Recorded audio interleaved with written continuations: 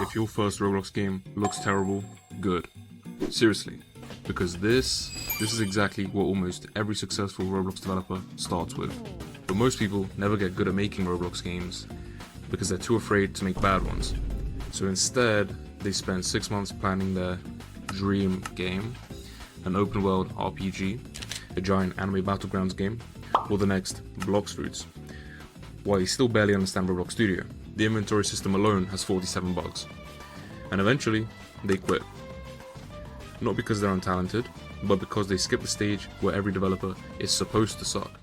Real quick, before we start, I've been working on a Roblox game behind the scenes. It's an anime game based on Cookie Run Kingdom.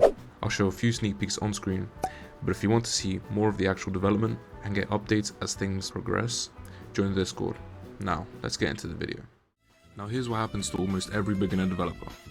They open Roblox Studio, watch like 3 tutorials, successfully make one part spin, and immediately decide they're going to make the biggest game on the platform. Meanwhile, they still don't know the difference between a script and a local script. And look, ambition is good, you should have big ideas, but your first game should not be your dream game. Because when your skills are here, and your expectations are way up here, that gap becomes painful. Nothing works how you imagined, the UI looks bad, the animations feel weird, half the script breaks for no reason, and you spend 4 hours fixing one bug, and then create 3 more. Even I've had moments where I changed one line of code, and somehow the entire game broke. That's just game development. But beginners think struggling means they're bad at development. No, struggling is development. Every bad game you make is secretly training. That terrible hobby, you learn checkpoints. That broken horror game, you learn lighting and sound design. And that simulator clone that nobody played, you learn progression systems and UI. People think successful developers started by making amazing games, but they didn't. They made garbage first. A lot of garbage. Game development is basically skill stacking. At first, every tiny thing feels impossible. Scripting, building, UI, optimization, animation, and data handling. Especially data handling, since if done wrong, it can completely break your game. But over time, you stop Googling every single problem, and the only way that happens is repetition. Not watching tutorials all day, not planning, and not preparing. Actually building things. Especially bad things. Here's the biggest secret in Roblox development. Finished games are worth more than ambitious unfinished ones. A tiny finished game with 12 players is worth more than a massive unfinished game with 0. Because finishing teaches you lessons starting never will. You learn how to polish, how to fix bugs, how to publish updates, how players actually behave, and how difficult it is to keep people playing. That's why small games are overpowered. A simple obby you finish in 1 week teaches you more than a giant RPG you abandon after 3 months. But most beginners avoid small projects because they think, small games aren't impressive. You know what is impressive? Actually releasing something. Most people never do. And here's the part that nobody tells beginners. Your first games are supposed to embarrass you later. Seriously, if you look back at your old projects and cringe, that's a good sign. It means you've improved.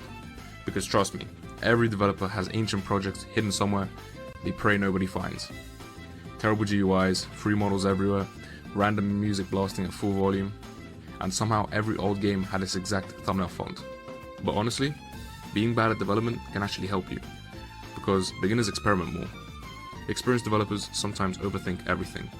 Beginners just try stuff, and sometimes that creates genuinely unique ideas. Some of the most creative Roblox games happen because someone didn't know they were doing it wrong. That freedom matters. So stop waiting until you feel ready. Nobody feels ready. You become ready by building.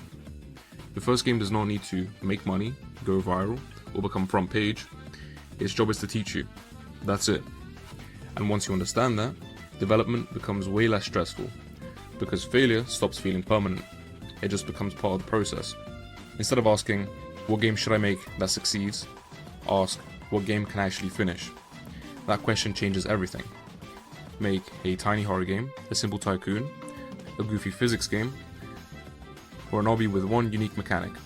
Just keep it small enough to finish, because every completed game permanently upgrades your skills. And eventually, without even realizing it, your games stop looking beginner made.